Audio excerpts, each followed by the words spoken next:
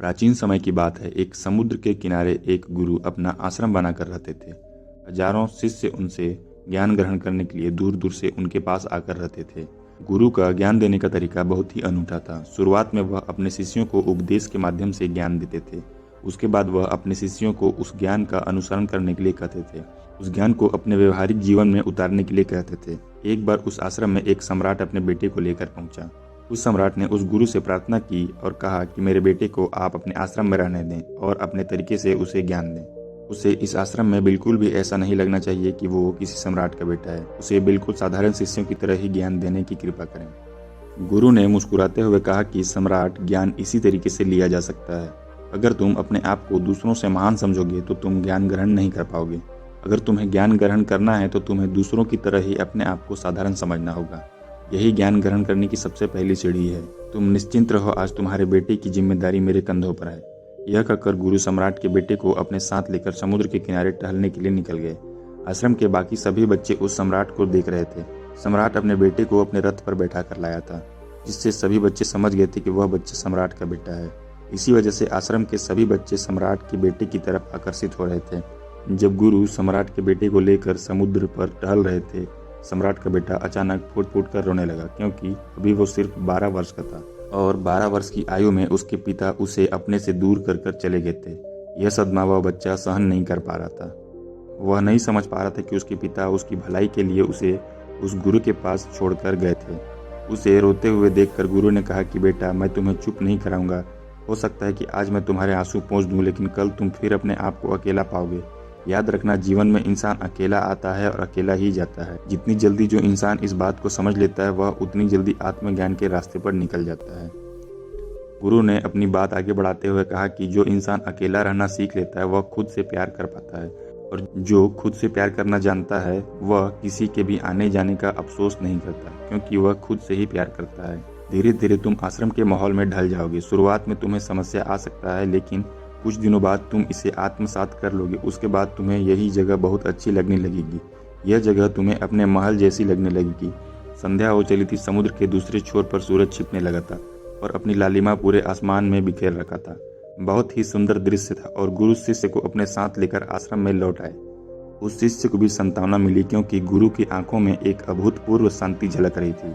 जब सम्राट का बेटा रात्रि का भोजन करने के लिए भोजन कक्ष में पहुंचा, आसपास के सभी शिष्य उसके पास आने लगे। उन सभी को पता था कि यह सम्राट का बेटा है और अगर हम इससे दोस्ती कर लेते हैं तो उससे हमारा बहुत फायदा होने वाला है। यही सोचकर आश्रम के ज्यादातर शिष्यों ने उसे घेर लिया था। बस कुछ बच्चे जो अकेले रहने का महत्व समझते थे, जो दिखावे में विश्वास नहीं करते थे, वो सम्राट के बेटे के पास जाने के बजाय अपना पूरा ध्यान खाने पर लगा रहे थे और एकांत में बैठकर अपना भोजन कर रहे थे। कुछ दिनों के बाद सम्राट के बेटे की आश्रम में ज्यादा बच्चों के साथ दोस्ती हो गई। अब वो आश्रम में उन बच्चों के साथ घूमता, उन्हीं के साथ अपना ज्यादा समय बिताता। आखिरकार वह सम्राट का बेटा था, सुख सुविधाओं में पला था। आसपास बहुत से दास दासियां होते थे। आसपास अपने मित्रों से घिरे होना, वही दिनचर्या उसने आश्रम में भी अपना ली। ऐसा नहीं था कि गुरु को यह सब पता नहीं था, पर गुरु उसे अलग तरीके से ध्यान देना चाहते थे। बच्चों को ज्ञान आप उपदेश देकर नहीं दे सकते, उन्हें साक्षात्कार करना होता है। उसके बाद उन्हें वह बात समझ आती है जो आप समझाना चाहते हो। गुरु को यह बात पता थी कि मैं इसे बोल कर बताऊंगा तो यह कभी नहीं समझ पाएगा। मुझे ऐसे दिखाना होगा, इसे एहसास कराना होगा कि अकेले रहकर तुम अपनी शक्तियों को जान पाओगे। यह सीख देने के लिए गुरु एक दिन उस शिष्य को अपने साथ एक ऊंची चोटी पर ले गए। चोटी पर पहुंचकर गुरु ने उस शिष्य से कहा कि अब तुम्हारा ज्ञान पूरा हो चुका है, बस एक आखिरी रात तुम्हें यहाँ पर बितानी है। उसके बाद अगले दिन मैं तुम्हारे राजमहल तुमको पहुंचा दूंगा। वह बच्चा यह सुनकर बहुत खुश हो गया कि अब मैं अपने राजमहल चला जाऊंगा। फिर से मेरे दास दासियां, सारी भोग की वस्तु मेरे पास होंगी।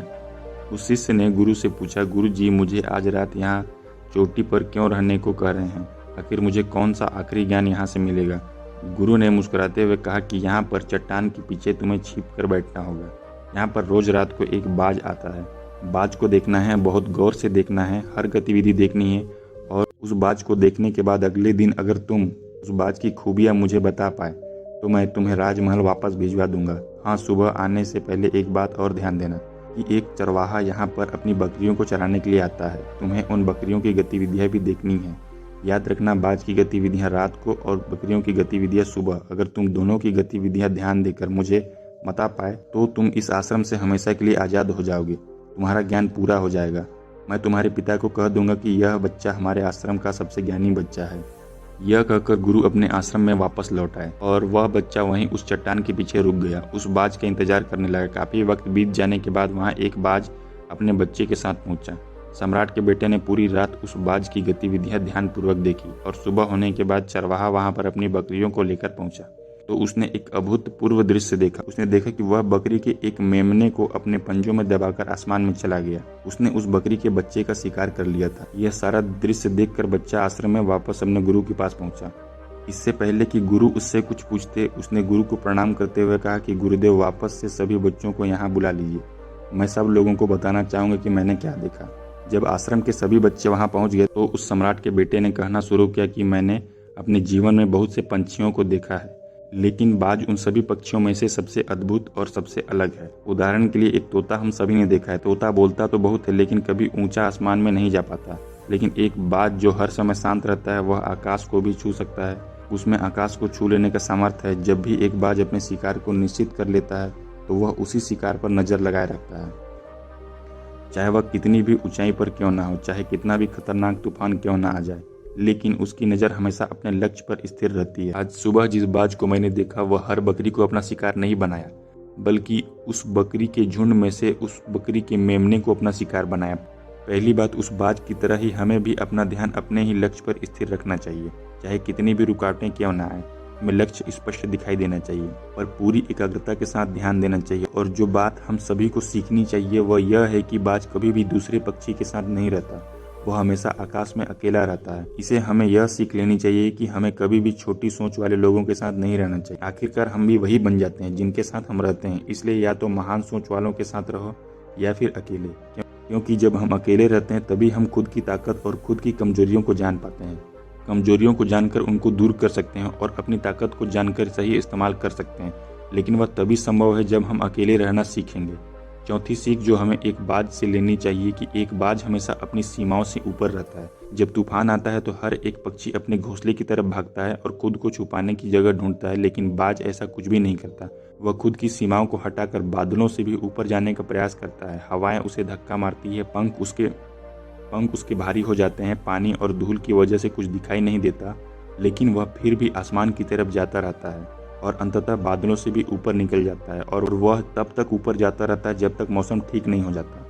अपने सीमाओं को सिर्फ इसलिए पार कर पाता है क्योंकि वह समस्या के आने पर उससे घबराता नहीं है, उससे डर कर बचने का प्रयास नहीं करता, बल्कि एक सकारात्मक नजरिए से उसका सामना करता है। जीवन में चाहे कितनी भी रुकावटें क्यों ना आए, हमें उन रुकावटों को हराना चाहिए, ना कि उनसे डर कर कहीं चुप कर बैठना चाहिए। बहादुर वो लोग होते हैं जो तूफानों से टकरा जाते हैं। कायर तो अपने घर में, अपने घोंसले में, अपनी जगह आराम से बैठ जाते हैं। पांचवी बात जो हमें एक बाज से सीखनी चाहिए कि बाज कभी भी अपने घोंसले में घास के कोमल तिनके नहीं रखता।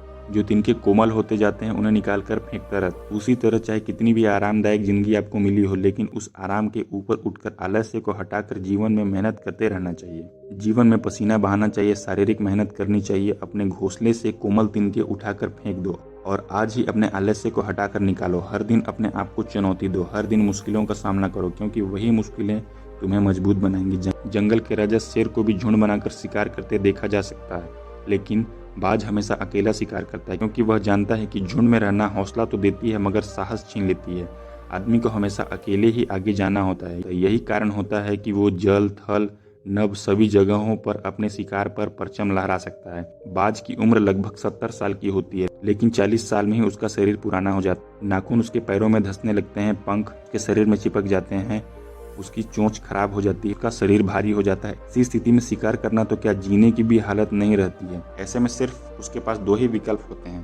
पहला, या तो वह खुद की इस अवस्था को स्वीकार कर ले और भूखा प्यासा मर जाए, किसी दूसरे जानवर का शिकार बन जाए, और दूसरा विकल्प यह होता है कि वह 6 महीने एक बहुत ही दर्दनाक प्रक्रिया से गुजरे, खुद को फिर से पहला जैसा मजबूत बना ले। लेकिन बाज दूसरा विकल्प चुन। इसके लिए वह खुद को एक बहुत ऊंचे चोटी पर ले जाता है, वहां से पहले अपने सारी पंखों को खींच कर निकालता है और फिर चट्टान पर पैर मार मार कर अपने पंजे उतार देता है। उसके बाद उसी चट्टान पर अपनी चोंच पटक कर पुराना हिस्सा निकाल देता है और इस तरह लहूलुहान अवस्था में खुद को दूसरे जानवर से छुपाता फिरता है। अगले 6 महीने तक वह इसी दर्दनाक प्रक्रिया से गुजरता है और इंतजार करता है नए चोंच, नए पंख और नए नाखून आने की। वह अपनी नई जिंदगी की शुरुआत करता है और निकल जाता है अपने शिकार पर और अगले 30 सालों तक फिर राज करता है। इसीलिए समय आने पर हमें भी अपने पुरानी आदतों को त्यागना होता है और कुछ नया सीखना होता है। समय के साथ बदलना होता है, अपने आप को तैयार करना है, वरना हमारा भी शिकार हो सकता है, हम भी पीछे रह सकते हैं। उसके बाद सम्राट के बेटे ने बकरी की विशेषता बताते हुए कहा कि बकरी हमेशा झुंड में रहती है, उन्हें झुंड में एक साथ चलने में हिम्मत मिलती है, लेकिन जैसे ही उन पर शिकार होता है वैसे ही वह बकरियां तितर बितर हो जाती हैं। उन पूरी बकरियों में से एक भी बकरी अपने साथी की मदद करने के लिए वापस नहीं लौटता है। इससे हमें यह सीख मिलती है कि हमारे साथ कितने भी लोग हों, किसी पर भी यकीन नहीं करना। यकीन करना है तो खुद पर करना है, क्योंकि बुरा समय आने पर वह बकरी तितर बितर हो जाएंगी, आपको पता ही नहीं चल पाएगा। गुरु को प्रणाम करते हुए सम्राट के बेटे ने अपने गुरु से कहा कि गुरुदेव, अगर मुझसे कोई सीख रह गई हो तो कृपया करके आप बताने की कृपा करें। गुरु ने सभी बच्चों को संबोधित करते हुए कहा कि यह सभी बातें जो इस बच्चे ने बताई सब सही है, लेकिन यह सारी खूबियां आप लोगों में तभी पैदा होगी जब आप अकेले रहने का अभ्यास करोगे। आपने देखा कि बाज कभी भी दूसरे पक्षी के साथ नहीं रहता, ना ही किसी के साथ अपनी दोस्ती बनाता है, और वह आसमान में अकेला रहता है और अकेला रहने की वजह से ही अपनी ताकत और अपनी कमजोरियों को जान पाता है। इसके बाद गुरु ने अपनी बात खत्म करते हुए कहा कि मैं आज रात इस सम्राट के बेटे को इसके राजमहल पहुंचाने के लिए जा रहा हूं, क्योंकि इसकी सीख यहाँ पर पूरी हो गई। और यह कहकर गुरु सम्राट के बेटे को राजमहल की तरफ ले जाते हैं। दोस्तों, यह थी आज की कहानी, जिसमें आपको हमेशा अकेले रहने की सीख और अकेले रहने की ताकत को बताया गया था। अगर आपको यह वीडियो अच्छी लगी तो देखिए जीवन की परेशानियों से आप किस तरीके से सफल होने का राज जान सकते हैं। इस तरह की वीडियो हमेशा आपको राज टॉक्स पर देखने को मिलेगी। वीडियो अगर अच्छा लगा तो लाइक करें और चैनल को सब्सक्राइब करके रखें, ताकि इस तरह की वीडियो आपको हमेशा मिलती रहे।